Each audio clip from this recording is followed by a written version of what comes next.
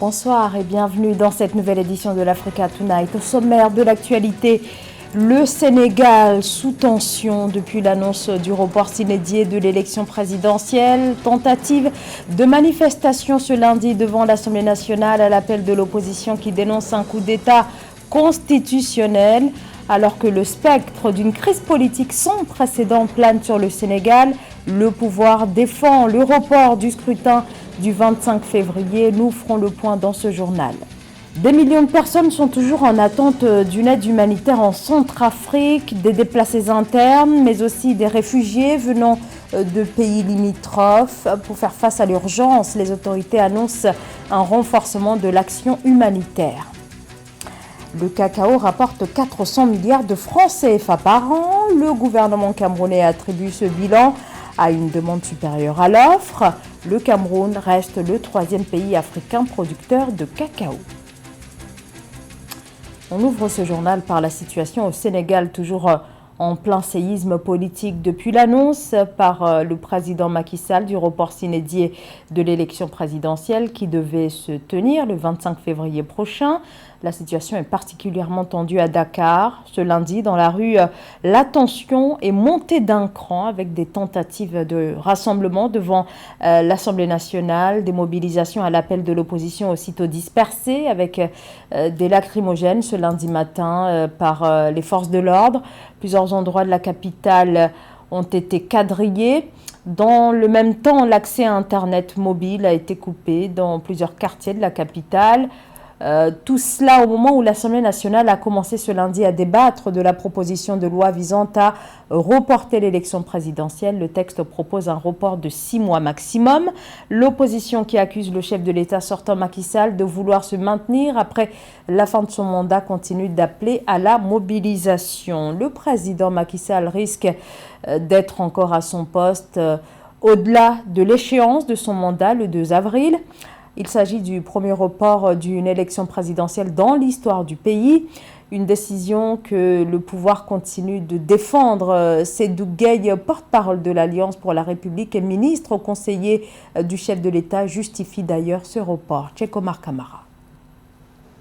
Dans un entretien exclusif accordé à Africa 24 le 4 février 2024, à la suite de l'annonce par le président Macky Sall de l'abrogation du décret portant convocation du corps électoral pour la présidentielle du 25 février 2024 au Sénégal, le ministre conseiller Seydou Gueye a souligné l'importance de garantir la transparence et l'intégrité du processus électoral et la nécessité de résoudre de manière juste et équitable interrogations entourant les accusations de corruption visant certains membres du Conseil constitutionnel avant de restaurer la confiance du peuple sénégalais et les institutions démocratiques du pays. L'acte posé par le président de la République participe beaucoup plus à la sauvegarde de la paix et de la stabilité, à garantir conformément à sa responsabilité de chef de l'État le fonctionnement régulier des institutions. Puisque vous le savez, la date des élections est du domaine de la loi et de ce point de vue-là, c'est du ressort de l'Assemblée nationale qui va statuer très prochainement autour d'une proposition de loi introduite par des députés qui ne sont pas les députés de la majorité. Parce que je voudrais signaler également que le parti du président ou la coalition du président a une majorité relative à l'Assemblée nationale. La mise en place par l'Assemblée nationale d'une commission parlementaire chargée d'enquêter sur ces allégations de corruption contre des membres du Conseil constitutionnel dans le cadre du processus électoral démontre la volonté du gouvernement sénégalais de maintenir l'équité du processus électoral. Depuis 1963, le Sénégal n'avait jamais connu une telle exception dérogatoire sur l'élection présidentielle. Le report se justifiant par l'importance de respecter les principes démocratiques fondamentaux afin d'assurer des élections libres et transparentes pour garantir la légitimité du prochain président de la République.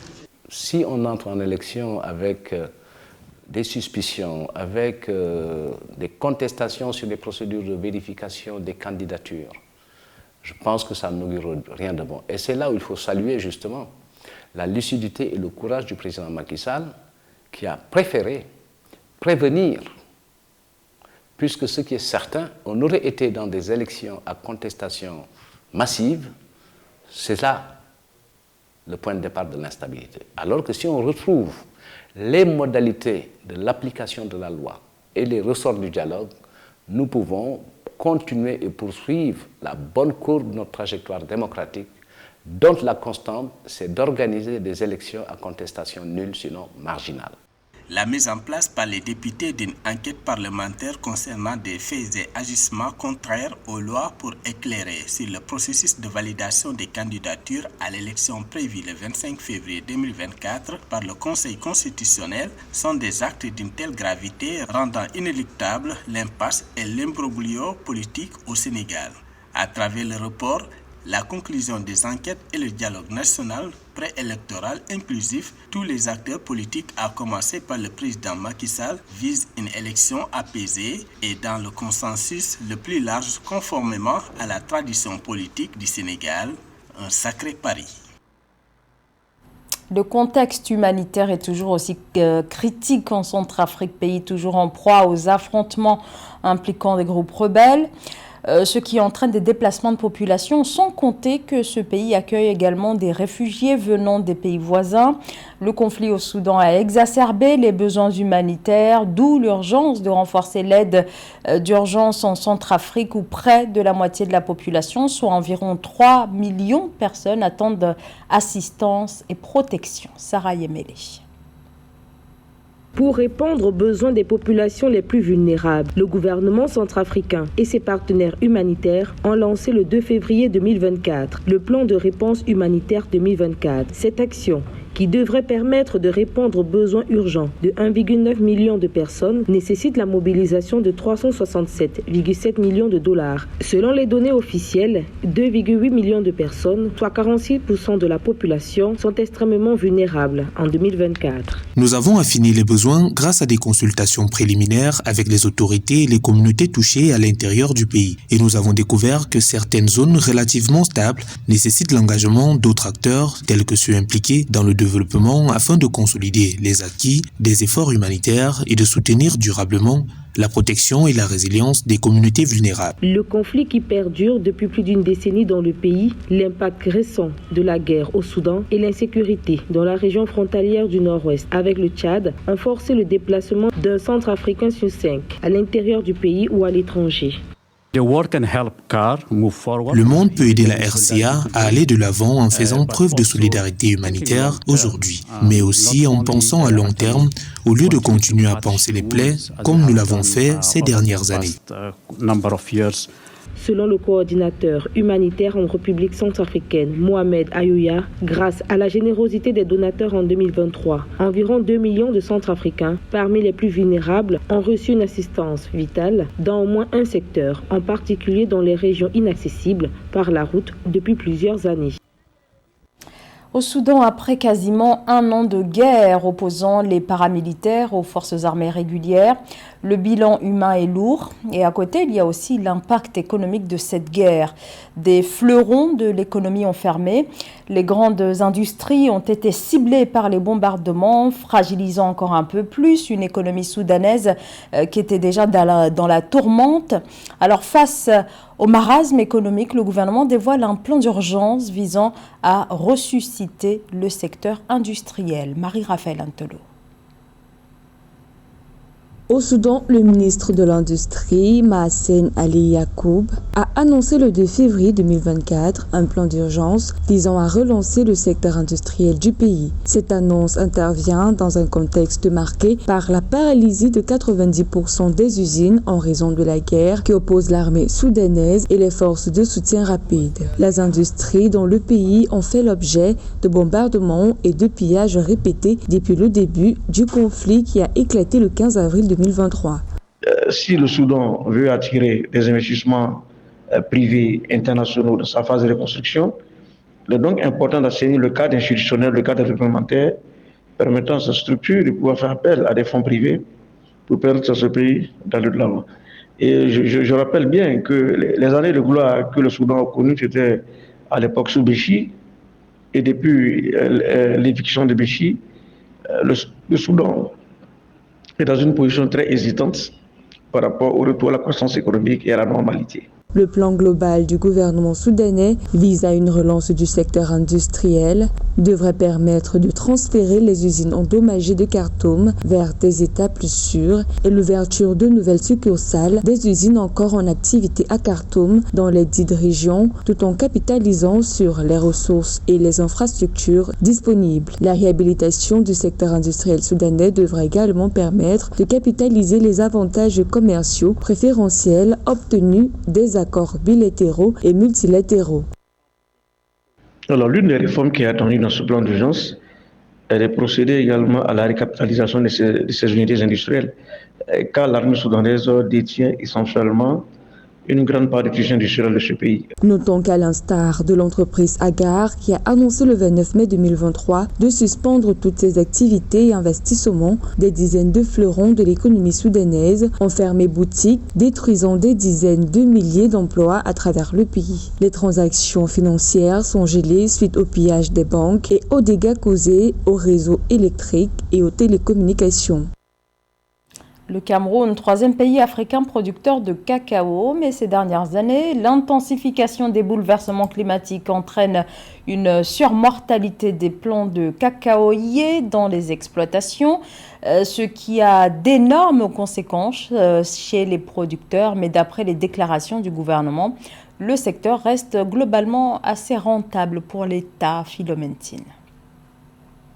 Le cacao rapporte au Cameroun une enveloppe de 400 milliards de francs CFA par an. Cette culture de rente continue de générer d'importants revenus pour cet État d'Afrique centrale. Selon le ministère camerounais du Commerce, le pays commercialise 290 000 à 300 000 tonnes de cacao par an. Toutefois, la production camerounaise de cacao a enregistré une baisse au cours de la campagne cacaoyère 2022-2023 pour s'établir à 262 112 tonnes contre 295 163 tonnes en 2021-2022.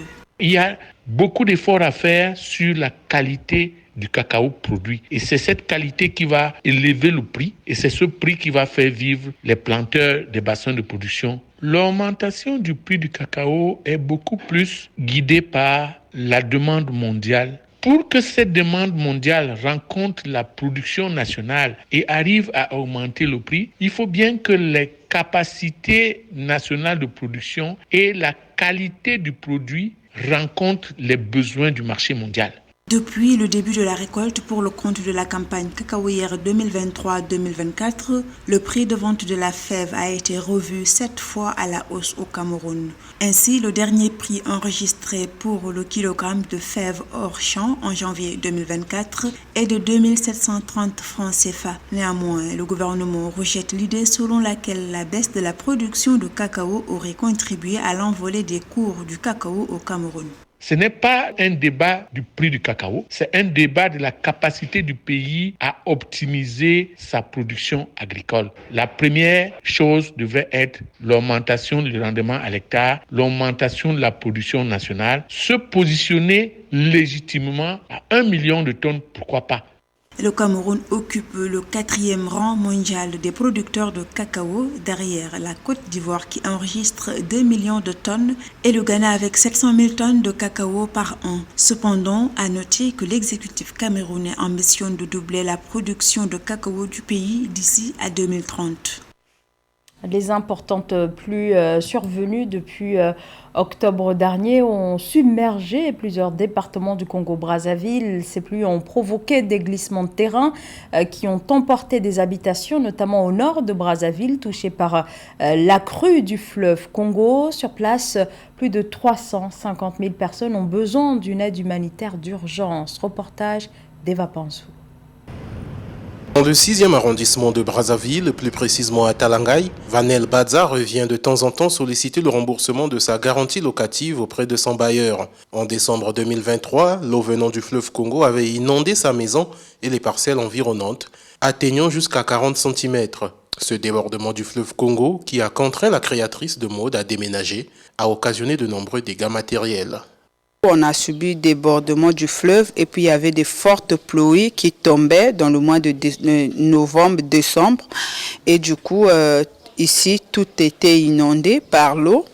Et pour sortir, il y avait même des pirogues. Même là, si on va là, vous allez voir, il y a des pirogues. Et jusqu'à présent, je suis toujours sinistrée parce que mon logeur ne m'a pas encore remis la caution. À Brazzaville, comme dans 8 autres départements du pays, plus de 350 000 victimes de ces inondations causées par la crue spectaculaire du fleuve Congo sont en attente d'une aide humanitaire. Vanel, qui a ébloui le public lors de la dernière Fashion Week de Brazzaville en 2023 avec ses créations, doit désormais tout recommencer. C'est fort de cette situation qu'elle demande une indemnisation pour compenser sa marchandise perdue. C'est pas facile le travail de l'artisanat, tout est parti dans l'eau. Ça, c'est ce qui était parti gaspillé. Tout est dans l'eau, tout est gaspillé. S'il vous plaît, en commençant par le président de la République, la première dame et le reste qui suit, aidez-moi, je fais l'appel, aidez-moi, n'importe qui peut nous aider pour recommencer mes confections au fait. Mère de 2 garçons, Vanel a déplacé le reste de ses affaires dans une église du quartier en attendant de trouver un nouveau loyer. En janvier 2024, l'Union européenne et les États-Unis ont octroyé à la République du Congo des enveloppes de 131 millions de francs CFA et environ 300 millions de francs CFA afin d'aider le pays à prendre en charge une partie des populations déplacées. C'est la fin de ce journal. Merci à vous tous de nous avoir suivis. Restez avec nous sur Africa 24. L'actualité continue.